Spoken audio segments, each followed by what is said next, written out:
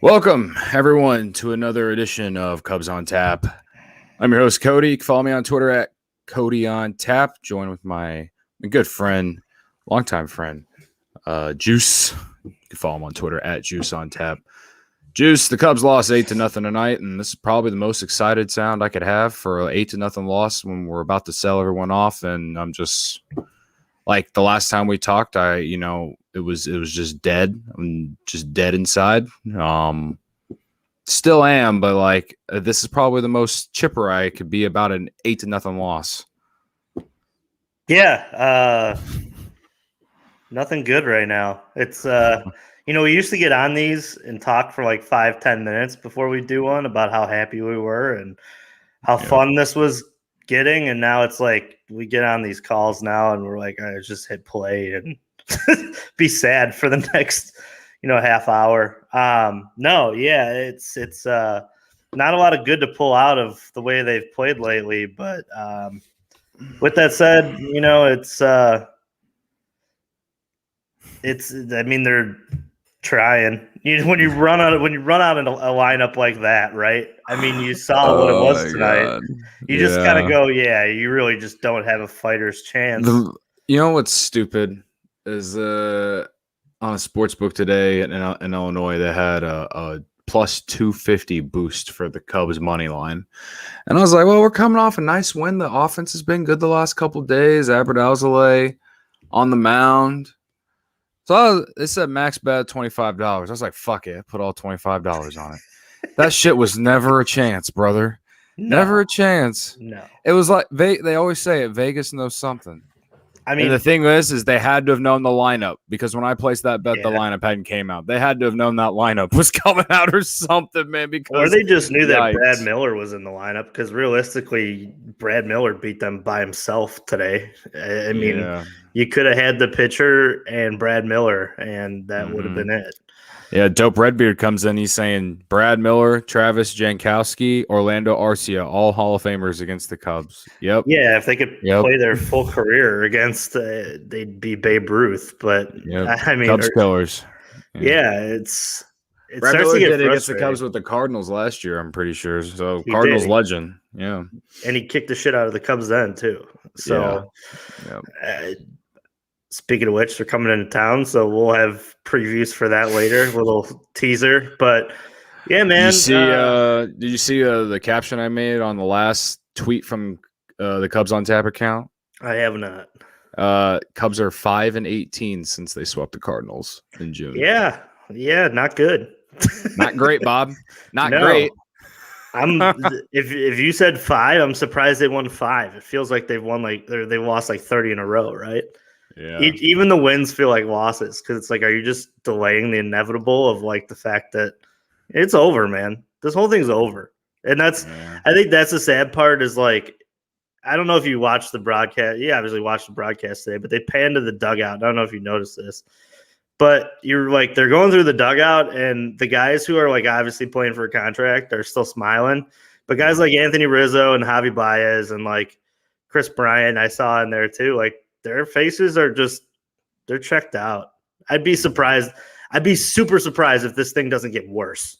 This is, and that's the sad point, because I think me and you in general already kind of hit rock bottom to the fact that they could trade all of this and then it could be worse. What do you start to get excited for to watch? Because me and you, we fill our time with this, so what's going to bring you to the broadcast or to the park to be like, hey, I mean, Justin Steele getting stretched out? Yeah, cool. Albert Alzolay every 5th day? Yeah, cool. But other than that, I mean, Keegan Thompson maybe getting the start. Yeah, but even that, it's like, do we really expect all 3 of those to be in the rotation in the future? No. The rebuttal to what you just said is just like the marquee network, and if the Ricketts are going to continue to make the Cubs have the highest ticket prices in baseball, they can't just sell the entire team and roll out fucking 2012 version of the Cubs the rest of the year. I don't think they're already public enemy number 1 in Chicago. They'll be even worse if they do something like that, man. Tonight sucked. And I was already rock bottom. Even I was at the game last night, where they finally won snapped though, which yeah, is nice. yeah. Like I saw them snap the losing streak. That was cool, and that's why I kind of felt good going in today. I was like, all right, we finally got the monkey off our back, and I don't know. The Brewers lost. They lost they split their doubleheader yesterday. So I'm like, all right, 8.5. Last I checked, they're like tied in the game they're in. They could still lose tonight. We'll still be 8.5 back tomorrow. Or if we would have won, 7.5. I was putting in all those scenarios, and like a lot of it is just like I've just been doing that the last 6-7 years, where it's like it's just like I'm used to it. Like I can't not do it. Yeah. But like I understand that we're probably going to sell some pieces, but I just don't understand selling those 3 guys like at the deadline. I don't think it benefits the team. I don't think it benefits the organization long term. I genuinely don't think that. And it's okay if we both disagree on that. I just think if you think that they should do that, I hope you're thinking if they do that, they're getting the right pieces. And I just don't think they're going to get they're not going to get the pieces that they want when those 3 guys are in walk years. And honestly, I'd rather get comp picks for them, because at least whoever signs me, you're going to get their comp pick. It's probably going to be a first or second round pick, something like that. That sounds better to me than, I don't think you're going to get a top prospect for any of them, even Chris Bryant. I guess if I were more in the room, knowing what these guys are demanding on the trade market right now. Obviously, Jed, alluded at today that he's getting calls on who's available and who's not, and that's the double-edged sword. Is you get that comp pick, and obviously you trust your scouting department to come through on that. But would you rather? I was listening to 670 The Score today, and Matt Spiegel brought up a good point that the A's are in need of somebody to play the outfield, and Dan Kantrovitz was with the A's recently. So maybe Chris Bryant goes that way, and you just have the knowingness of Dan Kantrovitz in that system, and that's just a potential trade fit there. Yeah. I do think that, like, if there were a guy that was going to get traded and then extended by the team, it would be Javi, just strictly because of his defense and all the other things he does on the base path. And he is, if you look at his WAR, he is a good player in terms of wins above replacement. So, now you're already talking about 2. If I were to bet, I would bet that Anthony stays. That's the one who probably gets the contract, because then, like you said, you're going to need a guy who's going to sell tickets. At least Rizzo's that guy who's the captain and gets people here. It's just a matter of I get the comp pick idea, but if the trade pieces fit for the team and the front office has evaluated which guys that they want in return and are next to a sure thing that you're getting back for those guys, then I think they do it. If not, and they don't get the value that they want, they're kind of sitting pretty. Because like you said, you could take the comp picks. Absolutely. Yeah. But I'd rather have the players in my system now, opposed to then you're looking even further down the line, because I don't think this is going to be a long rebuild. I think that you're looking at maybe a year and a half until you're talking about contending for the division again. If that's the case, then maybe they just get like a middling guy back or maybe you package guys together. Maybe Kimbrel and Bryant are in the same trade, and that warrants you somebody bigger that comes back in that deal. Somebody better be somebody's if you're I'm just saying, like, if that's the right, but that's the point. They have a lot of pieces that are needed, and that's just I think that that's more of a possibility than not, that a team that wants Chris Bryant is also going to need a right-handed reliever at the end of their, Well, I don't know if I said this on the last show with Ron that I did. If I did, I apologize to the listeners. But this is how I view Chris Bryant. And I don't think that the market is going to play for him for the way that I think or that I wish. And, we have a lot of White Sox friends, right? They need an outfielder. They need a guy who can play multiple positions right now. if the White Sox, in my opinion, if the White Sox want Chris Bryant bad enough, I want Andrew Vaughn in return. I don't think Rick Hong's gonna give Andrew Vaughn for a rental. No chance. I don't see it. But that's what I see the value of Chris Bryant is, and it's just not what the market value for position players are anymore. That's what sucks the most. Like if this was 3-4 years ago, probably a little bit different. But this just kind of goes back to just like not extending these guys earlier. Not get like that entire situation. This entire situation of whether you're going to trade them or extend them. Like, because we've seen enough where Chris Bryant, when he's healthy, he can be one of the best players in the league. Anthony Rizzo, model of consistency outside of last year and most of this year. But it's hard to even like take his numbers into account this year, considering all of the outside noise. Javi Baez, he has a career high in strikeout rate. I don't know. He's hot right now. He didn't play the last 2 nights because of injury, but he's hot right now, and his approach has somehow changed over the last week. Could he do that the rest of the season? I don't know. Like, but in the grand scheme of it is like they've all shown that they can carry a team, they can be a pillar in your organization, and to me, at the end of the day, that's what really matters the most.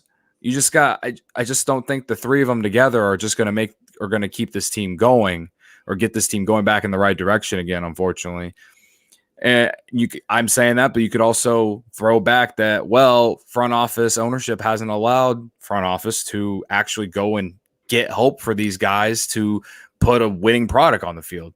Quite literally, they've just been grinding out wins for the last 3 years, essentially. So we're just, like, as fans, we're just in a position where we genuinely don't really know what to do, honestly. I sit here all day and argue why we should just extend Chris Bryant, and then I could also tell you why we should trade him. You make a good point. Yeah, trade him to the A's or something like that, then potentially extend him in the offseason, kind of how the Red Sox tried to do with John Lester but failed to do. Or I guess how it did work with Aroldis Chapman and the Yankees. I mean, I'd love to do that. It's just, will Chris Bryant re-sign with the Cubs? I don't know. Well, also, too, the flip of it is, I mean, there's been reports out there that Chris Bryant hasn't even received an offer. Yeah. So do the Cubs want Chris Bryant back? I just don't understand that. Why wouldn't they? Why wouldn't they, man? I don't get it. I don't get it either. But with that said, this is not my baseball team. Which sucks as a fan. You're along for the ride. Mm-hmm. What I hate is and I don't mean to pick on you here, but like the whole extension thing. Yeah, everybody would have loved to sign Chris Bryant, Anthony Rizzo, and Javi Baez in 2017. But they had just won a World Series, and they had all this value, and they all have agents, and every single agent was probably telling them, no, you don't sign anything under X amount of dollars. And the Cubs were trying to get a deal then, but they had so much success so early that it probably made a lot of these guys to re-sign so quickly just unattainable. It was an impossible task for the front office. Because I'm sure – I know for a fact that there ain't no way. I don't believe the reports that Chris Bryant didn't get a contract offer. They'd be stupid if they didn't think that they were actually gonna, go out and not give an MVP Rookie of the Year guy, a contract extension, or at least show him, hey, what do you think about this?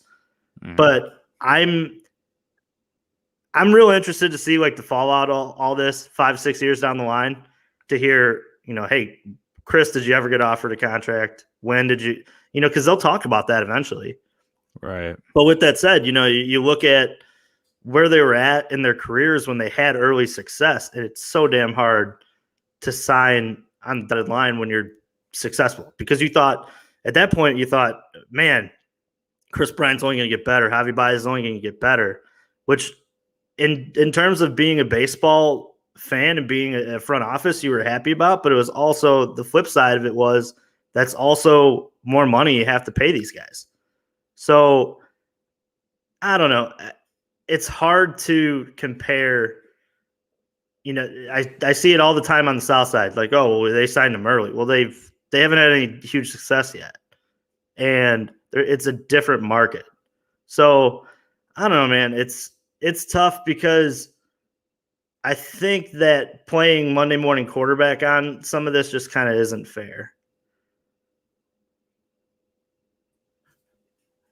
Hey, I'm back. I don't know what happened. My internet was it went out. You can hear me though, right? Yeah. Okay, cool. Well, all these comments disappeared from the stream that I could see. That's unfortunate. So I don't exactly know what you just said since my internet just went out, but Don't worry about it. I understand. I think I understand the gist of it. But yeah, man, no, I feel what you're saying.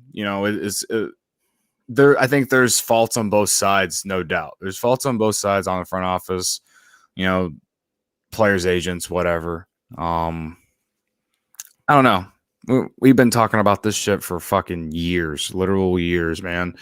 And it's just all I know is that it's gonna suck here, and whether it's tomorrow, whether it's Saturday, Sunday, whatever, after the All-Star break, whatever happens, like it's just gonna suck. It's gonna suck.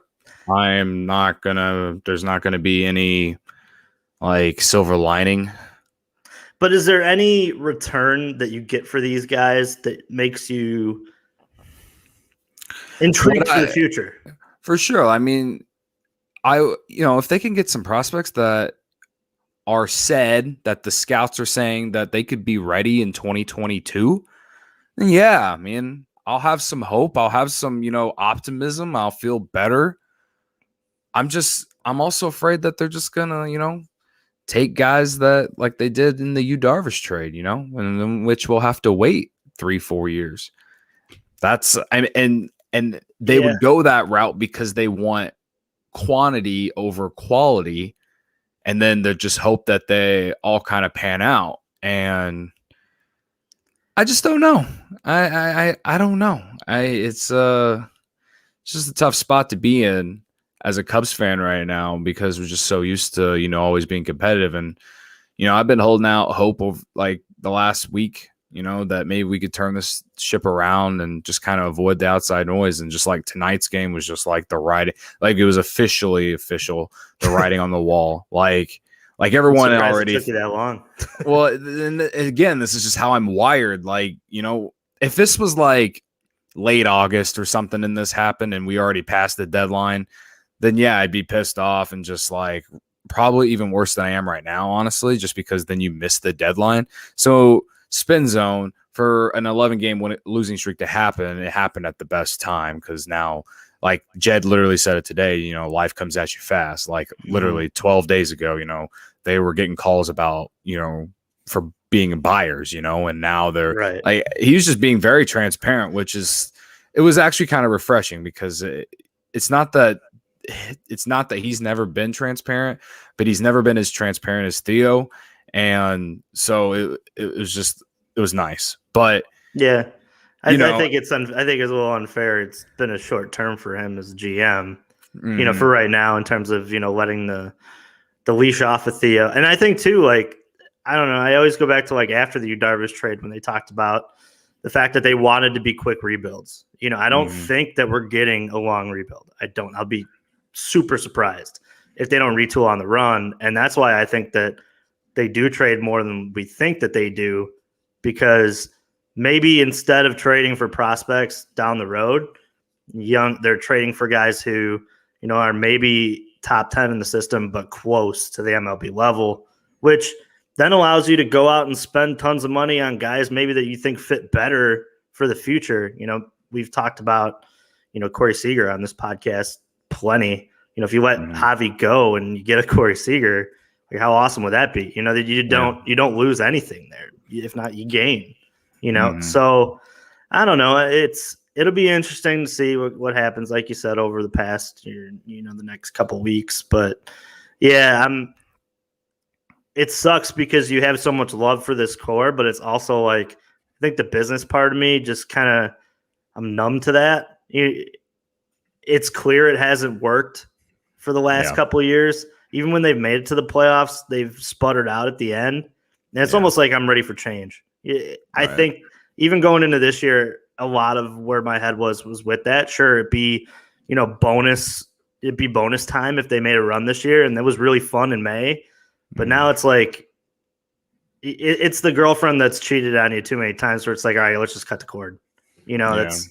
And I thank them for the World Series, but with that said, man, it's I think it's time to throw another core at this and figure something out. And if the core is from outside and they sign them, to be in with maybe a Rizzo or even end up bringing a Bryant back, like you said, after a trade, yeah, cool. But you're right. These pieces don't work together anymore. They just don't.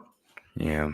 And, I was kind of saying, like you come off last night's win, you get the lineup that they put out today that was almost like with you mix in Jed Hoyer's comments, and then you look at the lineup and it's like they purposely put the lineup out there to tank.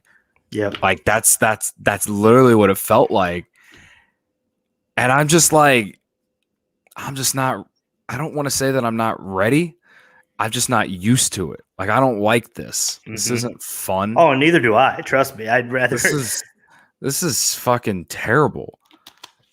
Especially when you're in a division that doesn't spend like you spend, right? Right. I mean, you look up and down that division. They don't have the resources that you have. That, and then the fact that, I mean, I know Milwaukee, is way ahead right now, but you got to believe they're going to come back to earth. And that's what's killing me is like, and this is kind of like what I was saying, they could still, a lot of different things could happen in the second half. Even if they did sell, they could still be like competitive and sell. But with the lineup they put out today, it's just like, what's the fucking point? Let's just fucking forfeit every game the rest of the year and say, fuck it. Like, that's how it felt. So it felt like I feel bad for every fan that went to that game. Yeah. Just because of the lineup they put out there. And I'm not even going to blame David Ross on that. That is the front office telling David Ross to put that lineup out there tonight. I don't know what's wrong with Javi Baez's thumb and Chris Bryant's quote unquote hamstring tightness, but it is what it is, man. I'm just, like I said, I'm just not ready. And when I'll get there. And the only reason that I'm even like this is because it's this team and it's these guys. Like if this was the Bears or the Bulls or the Blackhawks or whatever who've already won championships in my lifetime and not the last great American sports story, not part of the last great American sports story, I would be so different. I'd be like the most pessimistic fan on Cubs Twitter, fucking just bitching and moaning, slandering every single player all the time, probably, because that's I say that because I'm very pessimistic Bears fan.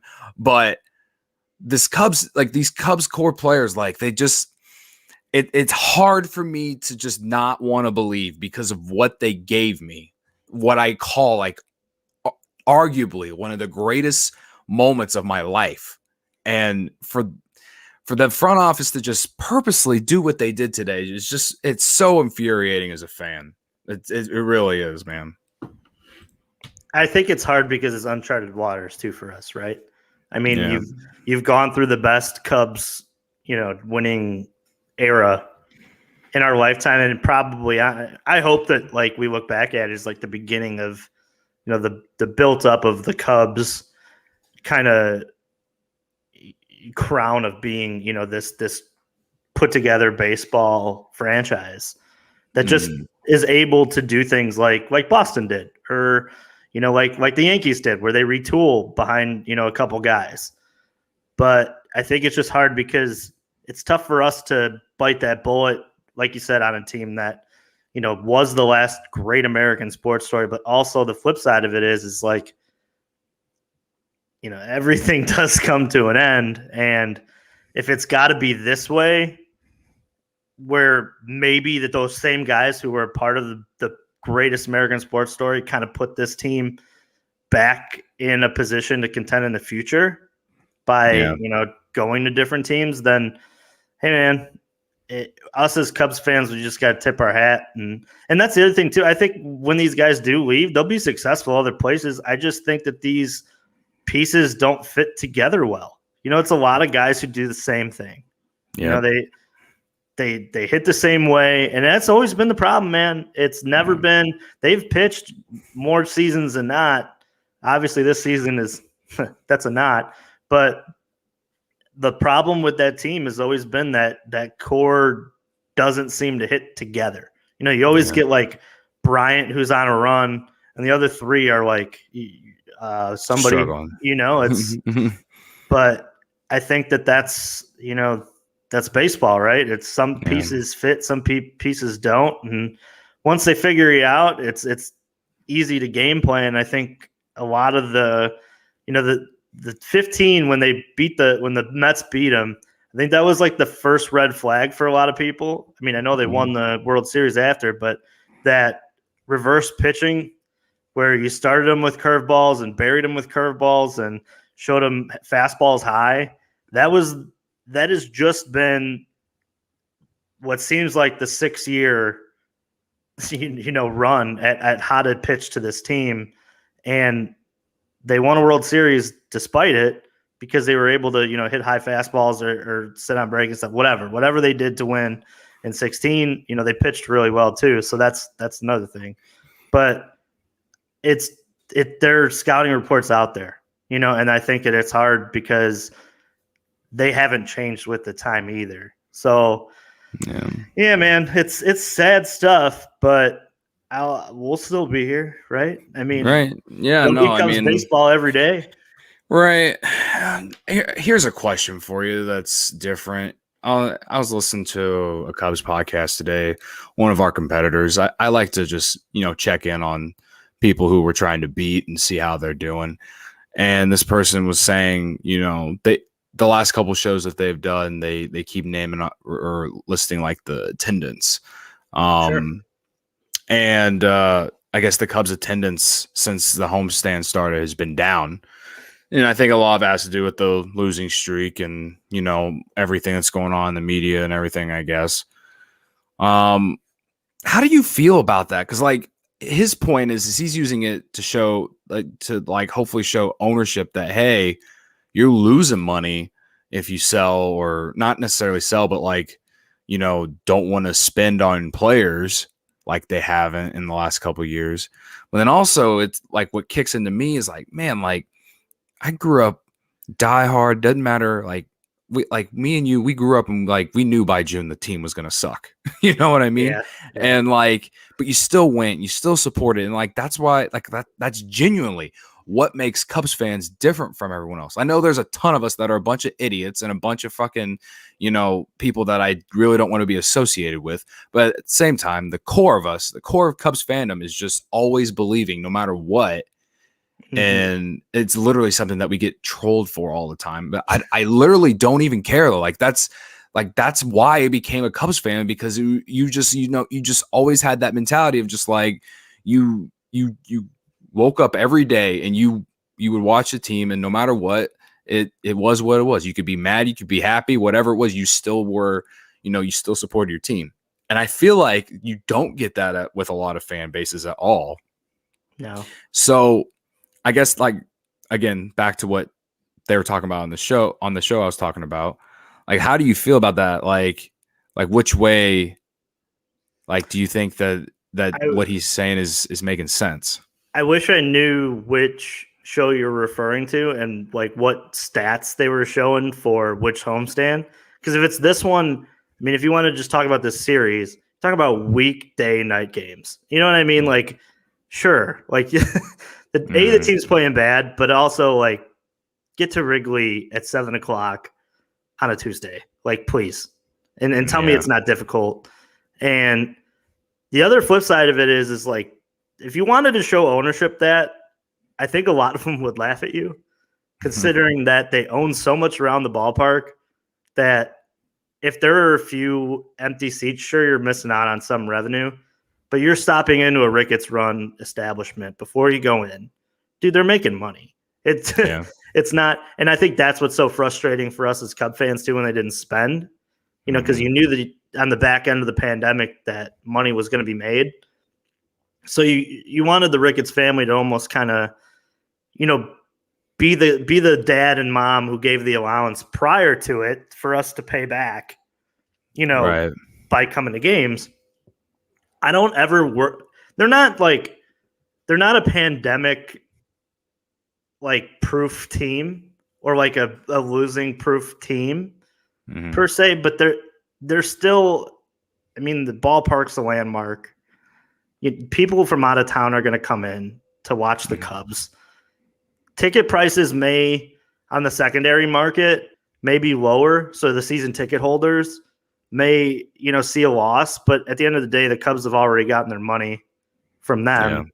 Yeah, right. So the only ones who are really the losers here are the fans that buy each year. And if they truly want to leave, there's 100,000 more names on the season ticket list. And the Cubs could care less. It's much like the Bears. I'm a Bears season ticket holder. I don't even think that the Bears have an actual retention rep for season tickets. I've never met one. I've never even been reached out to. Pretty much they just send me a bill every year and say pay it. So yeah, but the Cubs have to offer, or they probably, work the same way, because at the end of the day, they're a commodity that is one of two in baseball in terms of watching games in a historical park, such as like a Fenway or a Wrigley. I don't think that there'll obviously be losses, opposed to like if they were contending and in the middle of a playoff race. That's sure, but there won't be astronomical losses that everyone's predicting, because like you said, Cub fans go, and people are still going to travel in from out of town to see the park. I mean, how many times do you go? I always think like a couple of years ago, I think it was 2017, the Toronto Blue Jays came in to town for a 3 or 4 game set, and there were so many Blue Jays fans. I went to the game, so many. Like there were busfuls. And they sold packages to take the bus down from Toronto to Wrigley. They put them up in a hotel that was around the park, and each game they had tickets for that day, for the whole series. Like there are people who are going to do that, even if you're not. The Cubs will get their money from the opposing team if that means just because they sit at Wrigley Field. And it's a fun time. And before you walk in, there's 5 or 6 different places you're walking in that Ricketts owns anyway. Yeah. So it's not like the money won't be compensated somewhere else. So I do think that like it's a little alarming when you don't sell out, but also you're still within the pandemic where some are still afraid to go to large events. And I think come next year, there'll be excitement about the team again, because the Cubs are going to go out and get somebody, or they're going to re-sign one of these guys back just strictly because, like you said, they have the marquee network, and you can't just roll in with David Bodie being like the face of like the team for next year. You just can't do that, So with that said, I just think that it's they're not market proof, but they're way better off than like, on the other side of town, as we've seen, like, when they're not good, nobody goes, it's, but I don't know. What's your opinion on that? Do you think that they're, I think, I mean, I went to a handful of games whenever they were tanking between 2012 and 2014, and I remember sitting in like the low 200 section, sitting like paying like $50 a ticket, which is so insane to me. And in these days, and the full pack crowd, but also there was also hope because they were calling prospects up and stuff like that. So like people were coming because there was something to watch.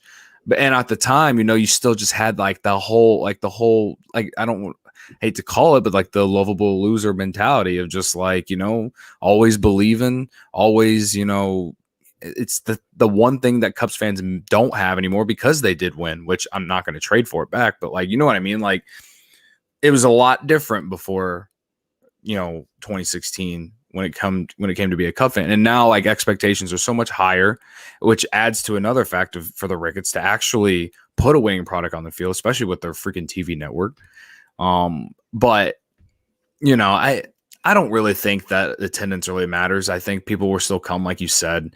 I just found it interesting on the show I was listening to, just because I'm just curious on what really anyone really thinks about that, because I don't think that matters. I really don't, because fuck. I walk around Lakeview and I see people who aren't even Cubs fans, but they go to Wrigley Field because they live in fucking Lakeview. Yeah. You know what I mean?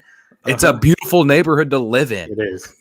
I'm gonna be living in Andersonville in like 2 weeks, man. Like I'm gonna be I'd be 15 minutes away from it. You know what I mean? Like I don't know. It's just an interesting topic, because do you think that because of the state of the pandemic and there is a lot of pent up demand to go to live sporting events, do you think that this is the right time for them to sell, because strictly fans will just want to get out to the ballpark to do something?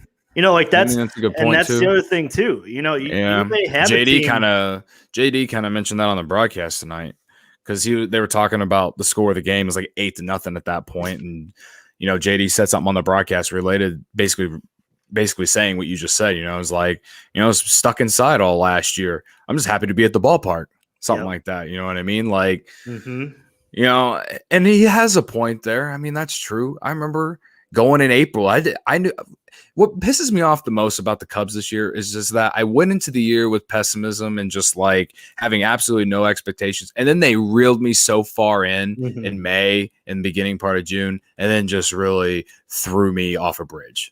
That's what they did. It's almost like old time Cubdom, right? Like, like look at, you got so excited for like 03 and the 84 team, because you're like, and 60 was 69. Like you look at like, man, look at how good this team is, and then they just rip the chair underneath from you. Yeah. Which it's old time Cubdom for you. Right. So, going into the year, I was just like, man, I'm excited just to go to the ballpark, And then it got to a point, it's like, fuck, I want to go to games because they're good. And then, then this whole thing happens. And then ironically, I go to the game last night that they happened to win. It's just, I don't know. There's nothing ever going to be like going to Wrigley, and I think that stays packed with every Cubs fan. But at the same time, I still do think the Ricketts, they have to put a winning product on the field to make money, man. Like if they really want to make money back from the losses from the pandemic, they really do need to put a winning product on the field. And if that means they got to trade one of the three or two of the three at the deadline, and potentially re-sign one in the offseason, or re-sign, or not re-sign, but just sign other guys, then fine, I guess. I just don't know the direction, and this goes back to what we keep saying. I just wish we were a fly on the wall. Like I just I just don't know. Me too, man. I want to know what Chris Bryant's worth on the trade market. I want to know what Javi Baez is worth, and I know that we'll probably get those answers soon enough.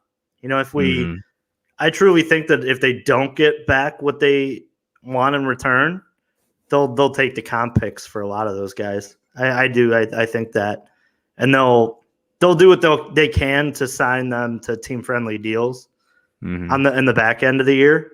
I think that'll probably be the game plan, but they're going to dangle them out there. I mean, they have no reason not to now. Right. Just they definitely have to trade Kimbrel. Yeah, and Chafin has to be a guy too that they at least throw out there and see what they can get. To pair as well. They fucking what it makes me so mad because this bullpen was so good, and if you had the starting pitching to go with this bullpen, like we'd be sitting here talking about who we buying, man. Like that's what this whole season. I know the offense has been bad the last couple weeks, but also the pitching. If the pitching had just been consistently good to start the year, then the bullpen wouldn't be so fucking taxed like it's been. And then you hopefully you can get a bat at the deadline or something, and who knows what fucking happens. And If they end up losing the division at the end of the year or whatever, you know what I mean? Like, go ahead. Do you remember at the beginning of the year when we were talking about our predictions, and I had mentioned that the Cubs were a very interesting case study in terms of starting pitching. They didn't have a lot of guys who throw real hard. They had a lot of accuracy guys. I think it's clear that the case study does not work. Load the rotation with as many guys that throw 95 and up, and just roll them out there, because that's where baseball is now. You can do it with Kyle Hendricks, and that's it, man. I mean, I know Zach Davies hasn't been too bad. Right. He hasn't been too bad since May 1st. And he's a guy that I also think they should dangle out there. He's an expiring contract. Why not? As much I was hoping that he'd be, since May 1st, I guess he has been, what I had hoped. But also, StatCast numbers and stuff don't exactly favor him. The Babbitt gods have helped him out. They've also hurt him too. So I don't know. But, do I want Zach Davies and Kyle Hendricks in the same rotation long term? Probably not.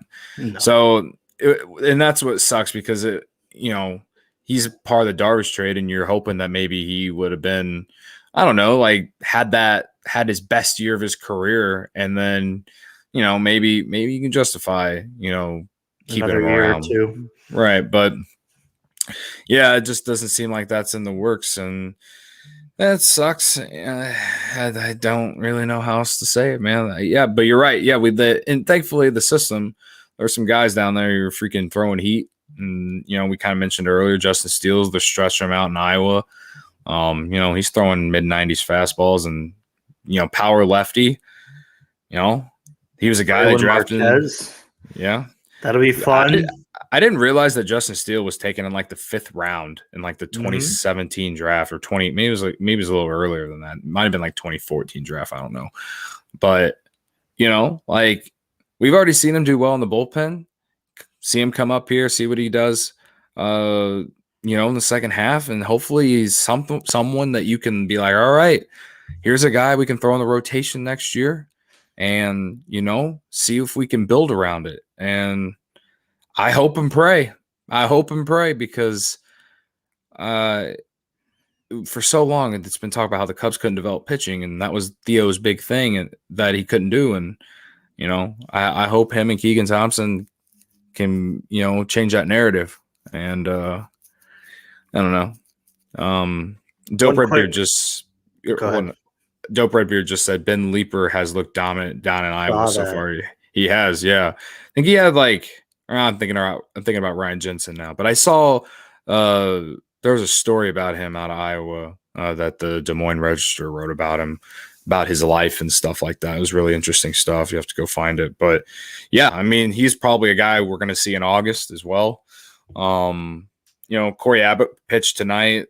He's been kind of like, I haven't been too impressed. I want to give him some time, because that's just how young pitchers go. He isn't necessarily a top prospect. He's ranked in the top 30, but more of a mid in the middle. I think he's ranked number like 15 or 14, something like that. So, I don't know, but I think that they just got to see what they got out of these guys, and hopefully we at least get some optimism going into next year. I think that's the biggest thing, man. I think it'd be funny if you build the first one on position players, and then you build the next one on starting pitching. How funny would that be? You just flip. Yeah. Cool. Brennan Davis hit a homer tonight too, man. Yeah, he hit a homer. He's going to be a problem. Yeah, and Christopher Morrell, or I forget how you pronounce his name. He hit his 10th homer in Double-A tonight. Which nobody thought he could hit. Nobody. Yeah, he's a great defender, but nobody thought he could hit. Yeah. So you got those guys, and then Nico Horner is going to be. He's going to be around. He's going to be like the next. Perhaps if they don't keep Rizzo, perhaps Horner's part of the. Maybe he's the next captain. I don't fucking know. You know what I mean? They're like Starlin Castro. You get good and you trade him. Perhaps. I don't know, man. But they have him, I do think Patrick Wisdom is interesting, like an interesting 1 or 2 year bridge guy. We talked about David Bodie, Ian Happ. Like if he doesn't have a big second half, I could see him getting like non-tendered. And then after that, it's Wilson Contreras if they don't trade him, which I don't think they're going to trade him. But although catching is in a high demand right now. I mean, there's a lot of injuries out there. I hate to say it. With an extra year on the deal, he's probably one of your most valuable pieces, minus who I don't think they're going to trade, Kyle Hendricks. So that was my next question to you. Who is not available? There's not many. Yeah. Alzolay, Horner. Yeah, Nico and Alzolay probably unavailable. Justin Steele. Yeah, right. Yeah. Egan Thompson. Yep. That's a tough question because I feel like you can justify a lot of guys being traded. Jason Hayward. Jason Hayward. The thing is like it's a couple of guys at work today we were talking about. You could throw Jason Hayward. Like for instance, if someone wanted Craig Kimbrell so bad. Or not Craig Kimbrell, like Andrew Chafin. They needed a left-handed setup guy. But they didn't want to give up the kind of prospect you could get for Andrew Chafin. Well, then they could justify that by taking the rest of Jason Hayward's contract in him with Andrew Chafin. Just Chafin and Hayward and like a player to be named later. And then and send back like a mid-tier one. Like there's no doubt that team would win that trade, but at least you wouldn't have Jason Hayward's contract on the payroll anymore. Yeah, I think I'd be okay with that. Yeah, something like that. Like you think Jason Hayward's contract has finally come back to really bite the Cubs. It really had. It took 4 or 5 years, however long it's been, but it finally came back because you look at you talk about why haven't the Ricketts paid to keep Nick Castellanos, or why did we trade you Darvish, or why didn't we pay a couple extra million for Kyle Schwarber, or be in on Bryce Harper. Jason fucking Hayward, man. And I like Jason Hayward. He's a nice guy. He's a fucking great defensive outfielder, fucking Gold Glove. Like he $184 million speech in Game 7. Cool. But dude, he hits like the same. Dude, Billy Hamilton's been better with the bat than he has, and he's a better defender. You can't pay that much money to that guy and get the results offensively that you get from freaking Jason Hayward. Right. Garrett from Iowa says, but come on, guys. Hayward has an MLB record broken bat hits. So true. I feel like every hit he's gotten this week has been off a broken bat. He also gave David Ross sweets in 2016 while they were on the road. I also heard that he wears shoes and he's really fun for spikes wise and real flashy and fashionista. Yeah, he can go do that anywhere but here. And you know what's funny, man? Like when they signed him in 2016, I was like, that ain't the move, man. You didn't like it? No, I hated it from the beginning. They really fooled me because I loved it. I remember when it happened, I was like, hell yeah, because he was so good with the Cardinals that previous year, like big contact bat, which is exactly what that team needed. High on base, high contact. And perhaps he might get you 15 to 20 home runs. When he did that like once, I think. And he didn't even have a high contact rate. I was also really high on Jorge Soler. Yeah. Which same. I mean, I thought he's he good was going to be the guy who was going to play right, but so when they did that, I was like, all right, well then that's clearly he's odd man out on. If Jorge Soler would have been a good defensive outfielder as well as like to go with the hitting, they would have never considered Jason Hayward. The whole reason they went and got Jason Hayward was because Kyle Schwarber and Jorge Soler could not play corner outfield. That was the whole reason. You would have Dexter Fowler running wind sprints out there. Much like how Luis Robert has to do and Eloy's and left, and God knows who is in right for them. Yeah, because they're right. brutal. It's brutal. That's a brutal defensive outfield. Yeah, and I think that was maybe even the reason why. I mean, I know Kyle Schwarber misplayed like 5 balls in that Mets series, so maybe that was even one of the more reasons why they went out and paid Jason Hayward, because they're like, all right, well, if I got to hide this guy out here, I can't have that happening in right either. And but I was really high on Jorge Soler, and then obviously it hurt even more when he goes to the Royals and hits like 50 bombs he's a really good player now. But he's easier to justify because they're in the window that they were in at the time. Like, you just couldn't afford to have him on your roster when you could barely play defense. It goes back to like they would have held on to him longer if they had the DH. I mean, I genuinely believe that. Maybe they feel differently about Schwarber too if they have the DH. I don't fucking know. Even though he's hitting bombs and playing in the NL still, so whatever. Well, he's hurt now, right? Still hurt. Yeah, we can sit here and just freaking go back and list all the freaking mess ups that the Cubs made that led to this moment, and it'll just be painful. But we have plenty of time to do that, man. We're about 50 minutes in. I guess we can preview very little on tomorrow's game. Which on that. So tomorrow, Kyle Hendricks goes up against Wade LeBlanc.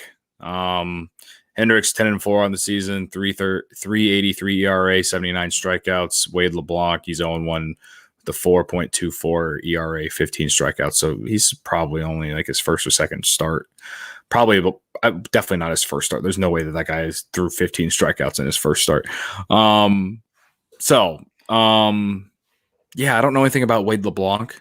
All I know is, and this is a spin zone, the Cubs have dominated the Cardinals this year. I've only lost one time. Yadier Molina has like 4 hits since he blocked me on Instagram against the Cubs. Fuck the city of St. Louis. Other spin zone. The Cardinals also suck. They're also like 8.5 or 9 games back in the division. This could be like the first time in literally forever since both the Cubs and Cardinals are going to sell at the deadline. As much as it sucks right now, man, it's kind of nice to see the Cardinals are also sucking, but also in the back of my head, I'm also thinking like, that team's going to find a way to get hot in like August, and then they'll find the way into it. And Milwaukee's going to get cold. And like, I don't think it's going to happen because that team's pitching is really bad this year, but the history of that franchise. Yeah, I do. I'm rooting hard for the Cubs this weekend because I'm actually in the, I hope the Cardinals lose for the rest of the year. So Nolan Arenado just goes, fuck this, I'm out. Club, because he does have his own option, which would be nice to have him on the market, right? If you're truly going to break it down and, he'd be prototypical. I'd love to see him in a Cub uniform, but he would make not having Chris Bryant hurt a lot less. You basically get the same player, except he only plays third base, but he plays an elite defensive third base, and the offensive numbers are essentially the same. Yeah, so it'd be nice. But just to preview, just don't break my heart again so badly. I feel like I'm so numb at this point. A lot of the things that I hoped I wouldn't say. Obviously in April it was painful, and I thought maybe there's a possibility we could be here. But May was so fun, and the start of June, right when they swept the Padres was so cool too that, I was like, man, maybe this team is pretty good. And then June was just brutal, and since then, even the beginning of July, it's been really sad. But rival game, get up, beat those Redbirds. Like I said, there's a lot to play for. I know in a potentially staring down a cell, it's no better game to get back on track, or no better series to get back on track than against your biggest rival. So come ready to play, enjoy this week or this weekend, because like we said, we may be watching some of the last at bats with the core here. It's the trade deadline's drastically approaching, and I know some teams like to get ahead of the trade market and kind of set the market for what things are going to cost. And it's distinct possibility that, this front office has made up their mind. And if they get a deal they like, they'll do it earlier rather than later. They're not going to wait. So, I'd beat that stupid City's baseball team, I guess. I can't even get mad, because isn't that bad? Like usually I get up for these games and I'm like, man, let's beat that's the the hell out of thing them. is like I've been getting up for Cubs games for the last 6-7 years, man, and now it's just like what's the point? Like why get up to when you know you're going to be let down? Like at least over the last couple of years you could like get up and then like either be really happy or be really fucking mad. I guess in a sense it's getting to a point where you can't be mad. You're just kind of like whatever. And I guess in a sense that's kind of nice because then you don't get mad. But I guess for me, I'm just, again, tonight they used Corey Abbott. He didn't really do much. And so that's what adds on to just like the pain from this game on top of the fact you're getting shut out at home and you got Bryce Harper freaking hugging Brad Miller, putting on these straw hats on this random ass motherfucker that no one's ever heard of. And the opposing team's dugout, and you hear the boos, and then you got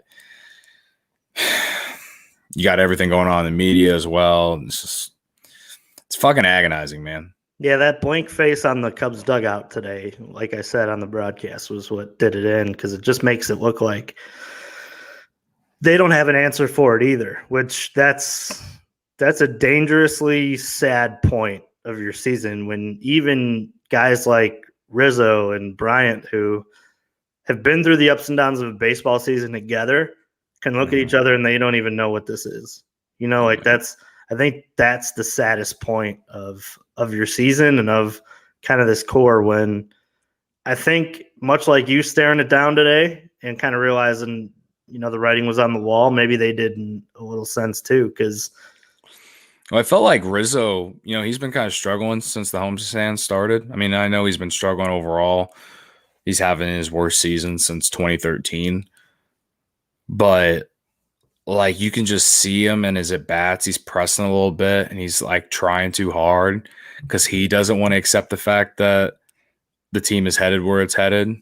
And I respect that and I applaud it. Like I applaud it. I don't want him to give into it.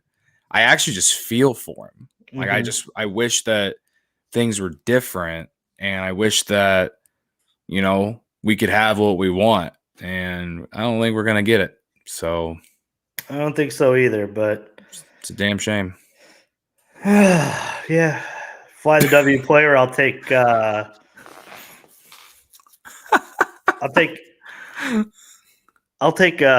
taco dinner I'll have tomorrow. That'll be pretty good. Yeah. No, I don't know. I'll take Kyle. I'll take Hendricks. Yeah, I mean, it seems like throughout this whole thing, at least he comes ready to play and has a typical professor start. So if they could hit the ball, they'll have a chance to win. But that's been kind of an issue lately. And I would pick a position player, but who knows if they're going to hold out Chris Bryant for a hamstring or Javi for a thumb, or I don't know, Anthony Rizzo for, I don't know, too many Italian meatballs before the game. I don't know. I mean, we're getting to that point, man, where I wonder if they're just going to protect some of their assets with all these hamstring and injuries, which is real shitty for us too. Yeah. Wade LeBlanc's a left-handed starter, so Jake Marisnik, he in 12 at bats, he's batting .333 with a homer and 2 RBIs. I expect him to be starting in center field tomorrow, so I'll take him. I guess we still ride with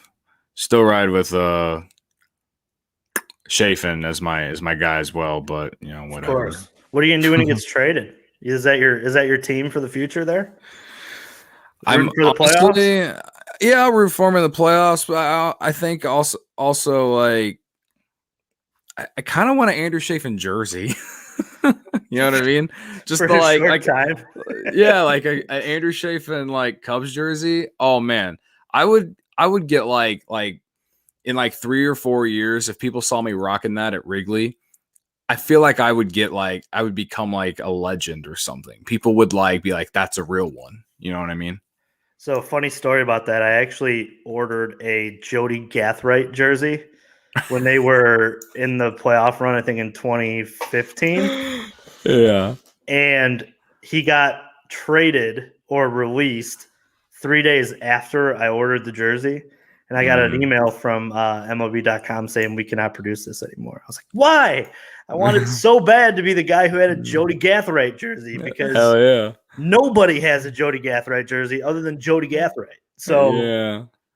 Or Joey Gathright. I feel you. Was it Joey Gathright or it was Jody? Joey. It was Joey. I keep saying Jody. My bad. Cubs legend. Yeah, he was like super fast, and that was all he was good at. He was fast. He was really fast, And I was all for it. No, but you're right about that. At least Chafin contributed. Some point. But right. Yeah, I was all about the Joey Gathright. Or like a Henry Blanco jersey, just the Hank White fan club, which was That's a good run too, man. This is what these podcasts are going to turn into. Hey, the Cubs lost. We're going to talk about all the random Cubs. What jersey did you spot in the bleachers this weekend, Cody? Well, I saw good old Brant Brown jersey hanging out in the left field bleachers. Josh Vitters. Never made it, but no, I think he did. I think he had a couple of He did. Not anything worth really remembering. Yeah. Oh man. All right. Yeah. It's been an hour. For everyone who's still listening, thank you for tuning in to Cubs on Tap, the official Cubs podcast of the On Tap Sportsnet Network. You can follow me on Twitter at Cody on Tap and my guy Juice at Juice on Tap. We're sorry. We're talking about another loser. It's 12 of 13, 5-18 5-18 since they swept the Cardinals. There's a lot of pain. We're going to sell everyone. It's not going to be fun. It's going to really, really suck. But hey, you can still listen to these podcasts. And, I feel like it's really a good therapy session. I've been listening to them back whenever I go run in the mornings. Nice. Not because I like to hear myself talk, but just because it honestly helps me kind of get through the loss the night before. I don't know how else to say it like that. So yeah, double down on sadness. Okay. Yeah. I can see that. If you're having problems like I am with dealing with, this core being done with, go on a run, listen to us, go work out, listen to us, whatever. If it's on your commute, listen to us, whatever. We're going to be here recapping every game. We're going to be talking about whatever. And I'm sure whenever the trade goes down for whoever, we'll be here talking about it and venting about how much Jed fucked us and didn't get us the right amount of picks or prospects. So I think I summed it all up there, Juice, huh? I think you did. And we'll have the Cubs memorial videos ready to go for that episode too. Oh yeah, get the tribute videos out too. Yeah, we'll be. What's the? I know that Big Cat does a whole.